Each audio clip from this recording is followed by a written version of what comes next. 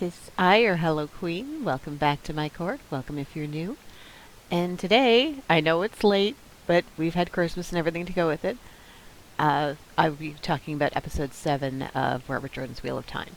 I have seen episode 8, but I'm going to try and confine my talking points to episode 7, because otherwise we're going to be here for a very long time. So, sit back, grab yourself a drink, and be right back here after the break.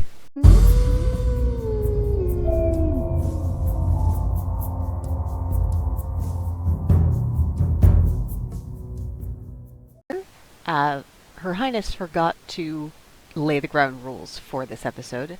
They're very much the same as the episodes that we've done previously, in that we're going to be talking about the episode as if you have seen it. So if you've not seen episode 7 of season 1 of The Wheel of Time, go ahead and watch that, put this on your watch later, and come back after you've watched it.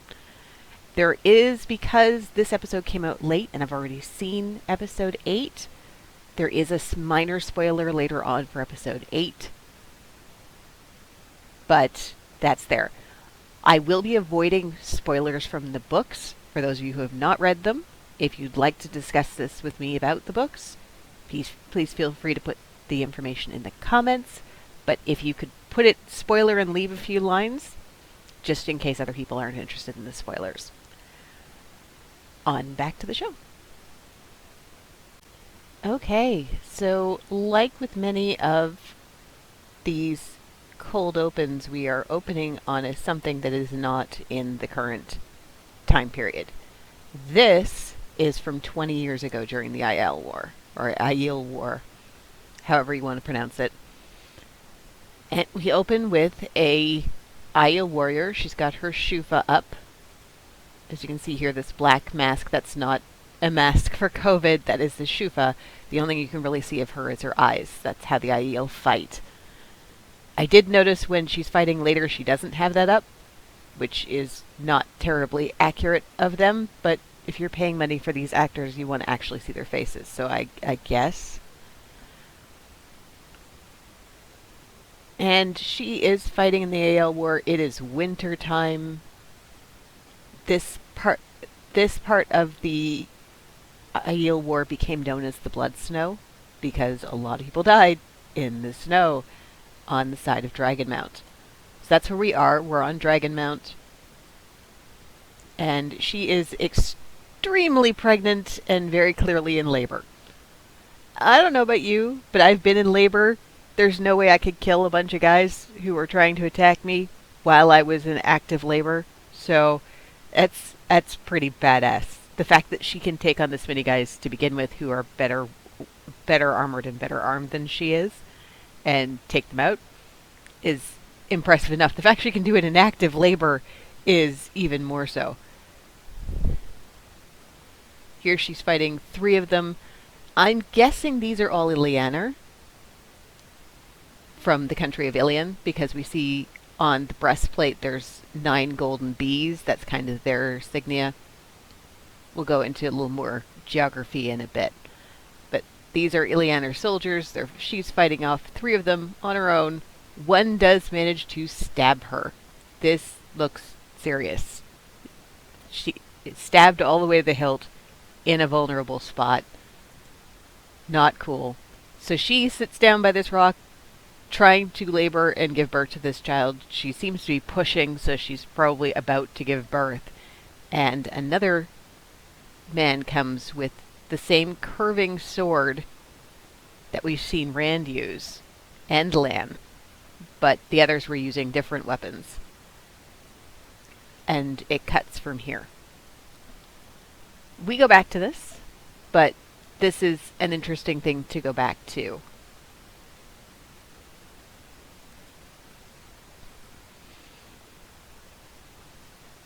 So she's mortally injured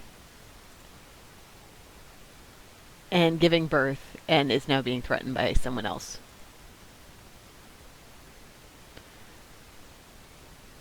No, we don't want Faldara. We want the Ways. And then we go back to our people in the Ways, and They're not terribly happy. They start arguing over this and trying to get Moraine to reopen the gate, and she tells them that they can't channel in the ways. She and Loial tell them that they can't channel in the ways. Channeling brings Machin Shin, which is the Black Wind, and that's pretty much inviting death. So, not being able to channel in the ways, that is new to the books. Machin Shin is a danger, but I don't recall that channeling necessarily drew Machin Shin. But apparently channeling in the ways draws Machin Shin now in this particular version. Okay, fine. So that kind of absolves Moraine of any guilt with regards to leaving Mat behind, because if she couldn't channel to reopen the ways when it started to close, then it really was Mat's decision to stay behind. They're all coming to terms with the fact that they are going to have to leave Mat behind. And we're traveling through the ways. This is a really dark shot, but it's all hexagons. Everything here. The ways were actually grown using Sidene. And Loial sort of reminisces about the ways having been once verdant and green, and there were fruit trees everywhere, so you could pick the fruit and eat it, and these were a lovely way to travel, and now they're not. As Sidene became tainted, so too did the ways. Excuse me. And this is a entirely black shot. That's useful.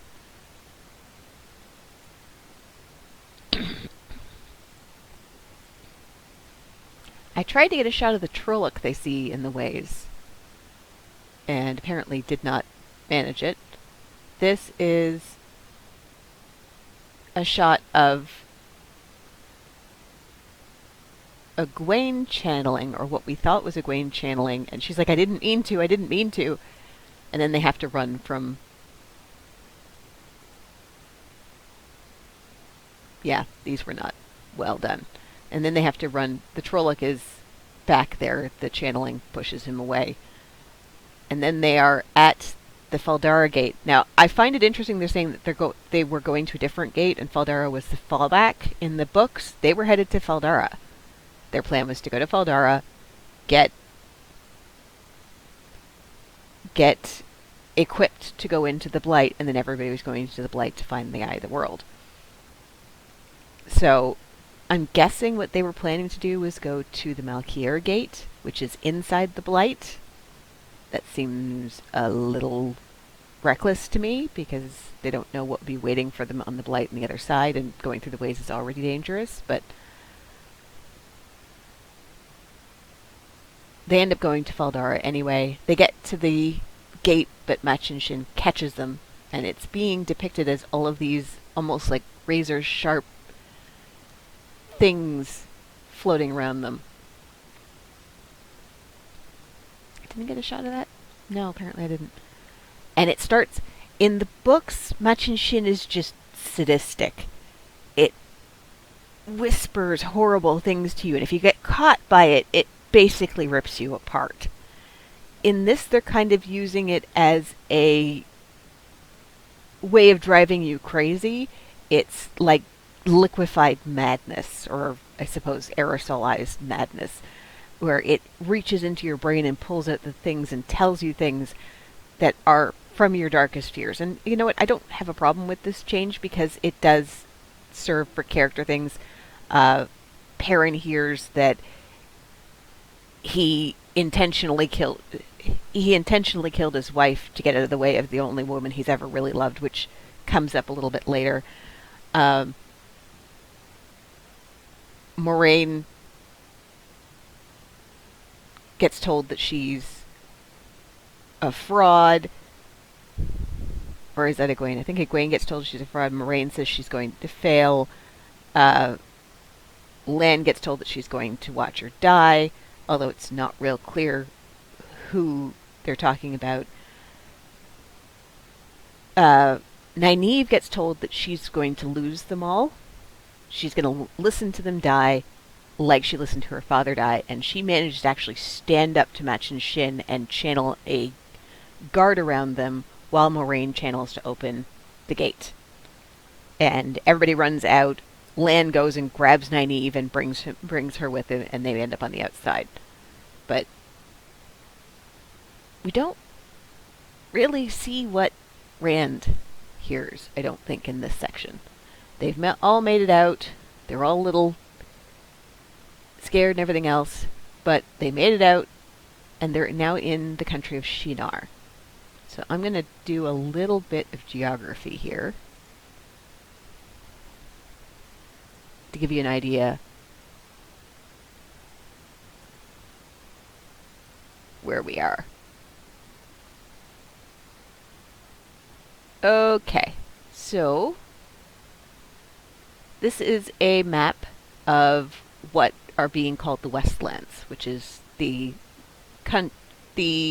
world as these characters know it at this time in the books.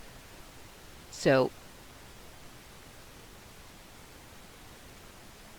we started here in Emmons Field. I think you can see that. And in the books, they followed the road up to Verlon, then down to Whitebridge, over to Camelin, and then took the ways to Faldara and Shinar up here. In the film, they skipped Verlon and went cross country to Tar Valon over here, and then took the ways to Faldara in Shinar. I think what they were intending to do in the ways was take the ways to Malkier, which has been absorbed by the Blight. But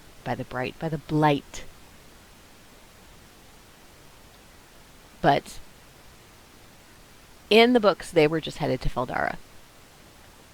And since this trip took about a month, you can imagine that if they'd been doing this on their own, this probably would have taken at least a few weeks. And instead it took a day. So that's a serious savings of time. It's scary and a dangerous way of doing it, but that's why they did it, was because it was that fast. It's the only way they know of to fast travel. Back to the pictures. Okay, so we are now in Faldara, which is in Shinar. It is close to the Blight. This is Tarwin Gap up here that we can see, where there is another thing. This is the Fortress of Faldara. This is Lord Agelmar, who we see in silhouette. And Agelmar and everyone else seems to... What would normally be the thing is the warder is secondary to the Aes Sedai.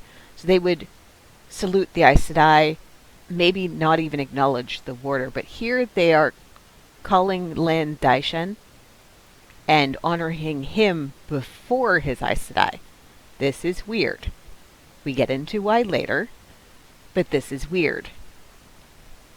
And Moraine has a little... Moraine makes it look like she's come here to warn them that they should block up the ways, which is about right. Amelisa here is Lord Agelmar's sister.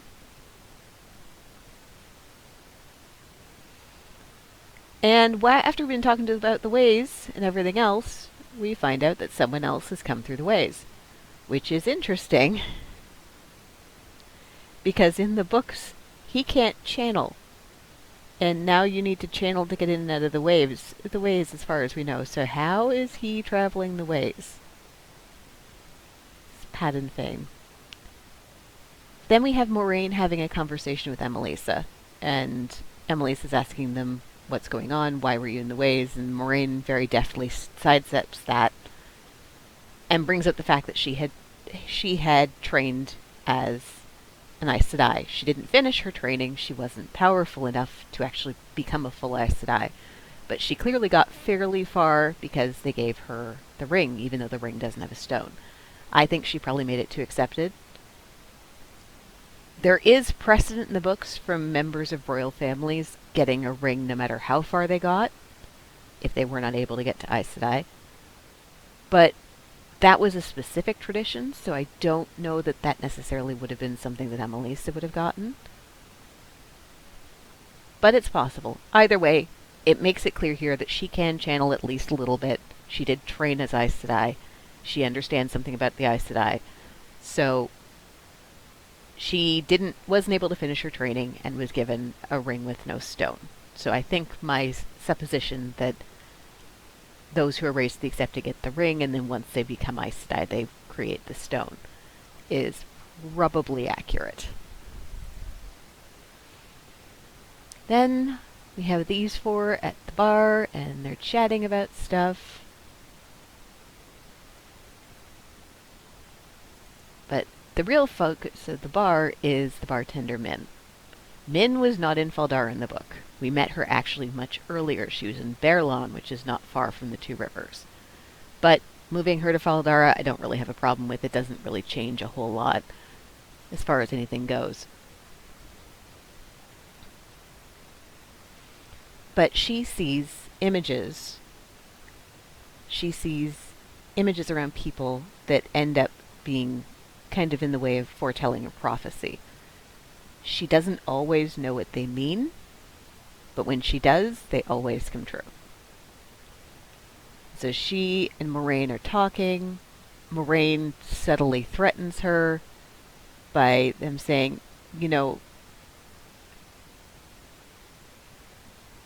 by her saying, yeah, the Aes Sedai have kept who you are a secret. Meaning that if they chose not to, she could be harassed all the time about her visions. And she tries to read the four in the bar. She sees Perrin with golden eyes and a blood-covered face. She sees Rand carrying a baby, no clue as to whose baby. And then she sees, although it's not pictured, she sees one of the girls having a white flame and one of the girls having a golden ring. Keep those in the back of your mind for next season and upcoming seasons. I don't know when those are going to come true, because I don't know how much they're going to compress the upcoming books. I know which one's which, but I'm not going to spoil that for you. Then the bunch of them get together. Is there anything else I wanted to bring up there?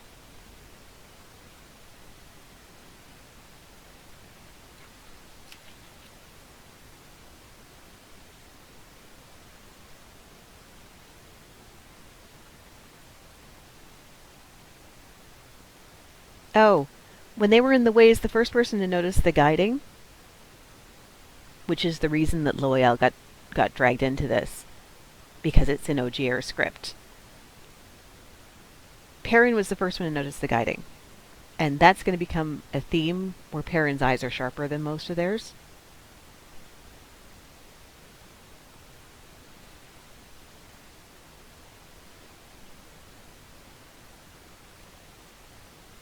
They also say that something's following them, which we find out is Padden Fane.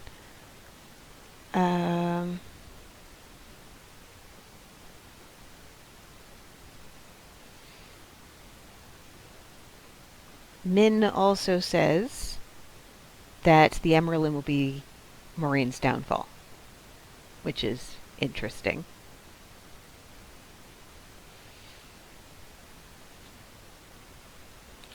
Something to keep in mind for later. In this scene, Moraine finally levels with everyone that she doesn't know who the dragon is. She tells them what Min can do, but tells them that Min wasn't able to tell them which one of them is the dragon, and any who go that aren't the dragon are probably going to die. She is pretty adamant that this is what's going to happen. The bunch of them end up discussing it, and they're like, we don't know if she's telling the truth. She can mislead. She can't lie, but she can mislead. And she may be wrong. May not be that she's lying, she may be wrong. All of which are true. And I said I can tell you something that is false. if they believe that it's true. The three oaths don't prevent them. It would be like somebody saying that the vaccine that we're getting right now is deadly. If they believe it's true, they can say it. If they know it's not true, they can't say it. Sorry. Try not to keep politics in this. But... and they all go back and forth. Well, it could be Matt. We don't know. Do we really want to be doing this? And then there's an argument about Perrin and Rand trying to own Egwene. And how Egwene never gave Matt the time of day, and it just becomes an argument. Back and forth, people saying things they don't mean. Then there's a back and forth between these two where Moraine feels like she has taken advantage of Lan, and says there's more to this world than my cause. There's more in this world than me. And I like the wisdom. And Lan's like, no, you gave me something to live for and something to die for. I didn't have those before.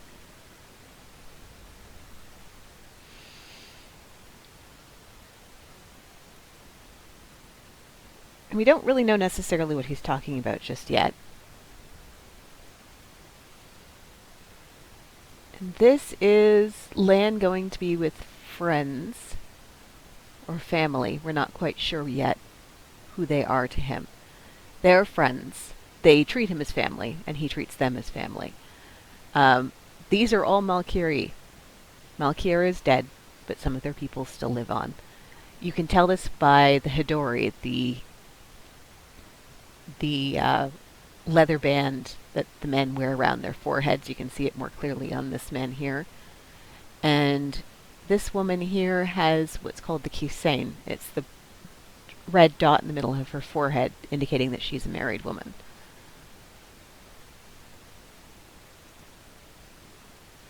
You can see it more clearly in this shot here.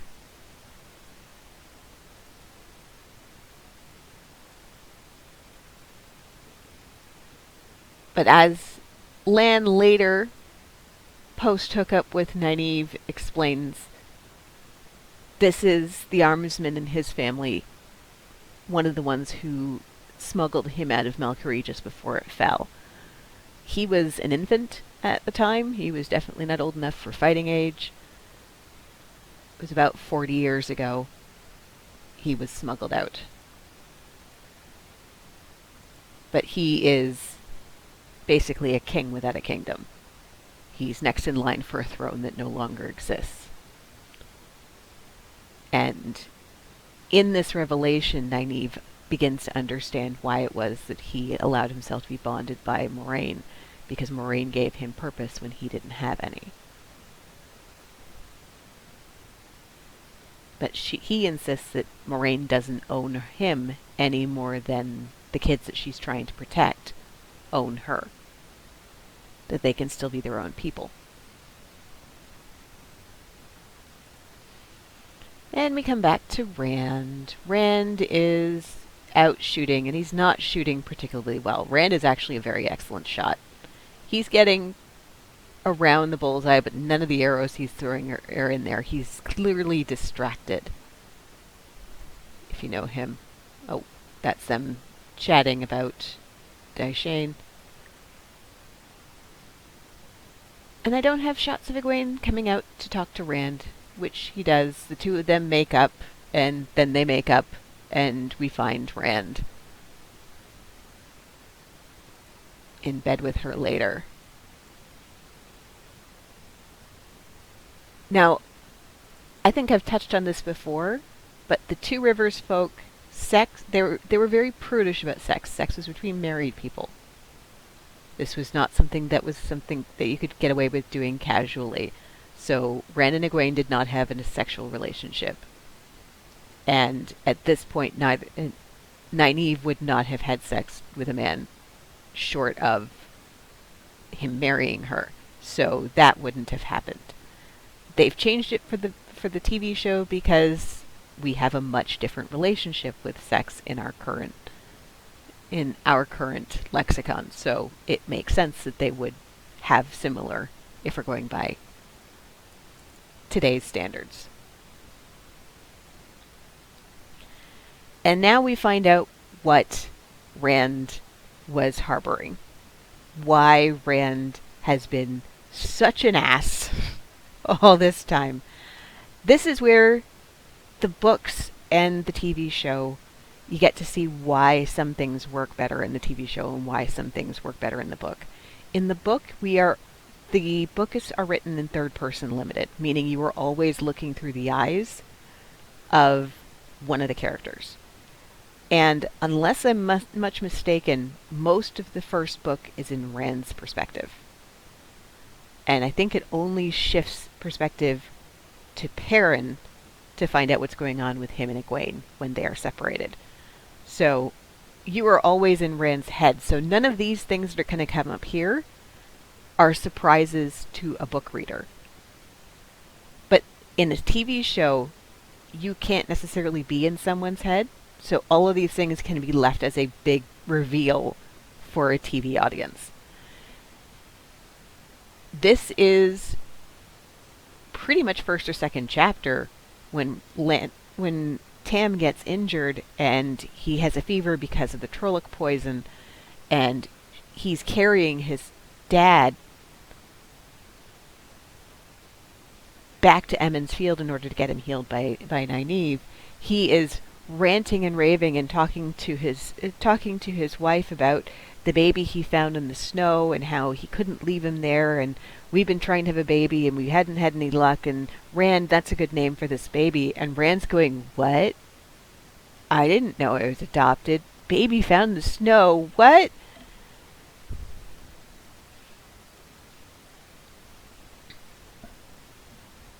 And they've changed the different instances where Rand has channeled before, because Rand didn't even realize that's what he was doing. Like the girls, he was channeling but didn't know that that's what was happening. He just wanted something and it happened, even though it really shouldn't have. In this case, he busts down the door when he's trapped. He did that with channeling. We didn't see that before, but that is what happened. He recognizes Dragonmount, even though he's never been here before. Dragonmount was created by the last dragon's suicide. So he would absolutely know this place. This is where he died. And now that he is resolving to go talk to Moiraine and to take up the role as the dragon, he's actually hitting the bullseye here. He's the one who did the channeling in the ways. It wasn't Egwene. Egwene didn't channel by accident. He's the one who did it. And you can tell that by the black here. This is tainted Saidin, not Saidar. And Machin Shin told him he was the Dragon Reborn, because that was his deepest fear, something he didn't want to face. He goes to Min, and Min tells him that the very first vision she ever saw was seeing the man who he's always thought of as his father. The man who found a baby in the snow and took it home to be raised, and that baby was something impossible. And she talks with him, and he asks her what she sees, and she says rainbows and carnivals and 3 beautiful women. That's going to come back.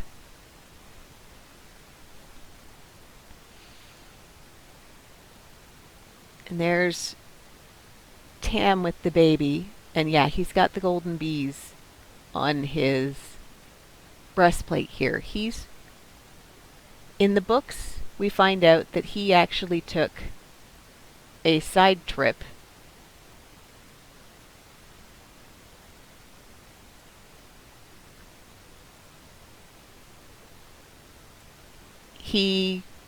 as happens all the time, he got restless and left the 2 rivers and ended up down in Ilion, which is way down here.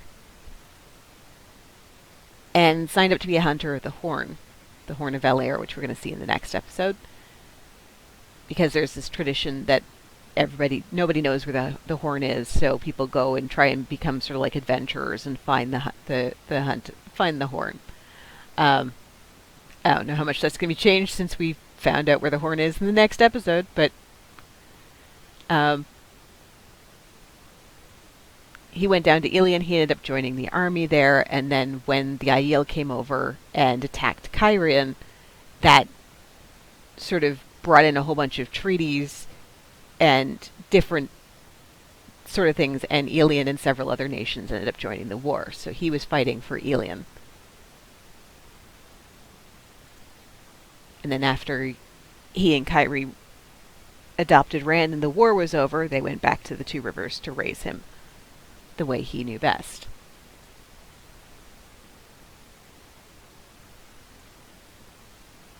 And Rand and Moiraine end up going towards the Blight.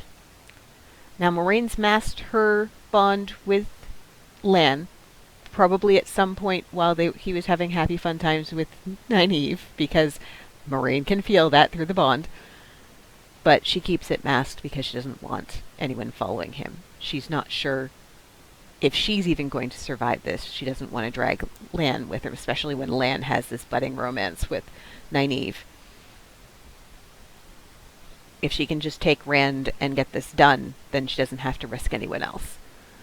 So they go to the Blight to try and get to the Eye of the World, just the two of them. And to the horror of all the people they've left behind. And that's where episode 7 ends. So, this is very different from the books. In the books, they geared up at Faldara, and they all went into the Blight and went to the Eye of the World. So, including Matt, who's clearly not here. So, episode 8 is going to be a big departure. And I have many thoughts. We will get there. So thank you so much for listening to me ramble. Some of the changes I like, some of the changes I'm indifferent about, some of the changes I'm like, why? And I think episode 8 is going to be a lot more of that. A lot more why. But tune in to hear what I think about episode 8, and I'm going to try and do an overview of the whole season 1 so far with the next one. So please go ahead and hit that like button if you enjoyed my content. Subscribe if you haven't already. Ring the bell if you want to be notified anytime that I put up a video. And if you're looking to support me even further, I do have a Buy Me a Coffee link in the description. Thanks so much, and keep it spooky. Bye, guys.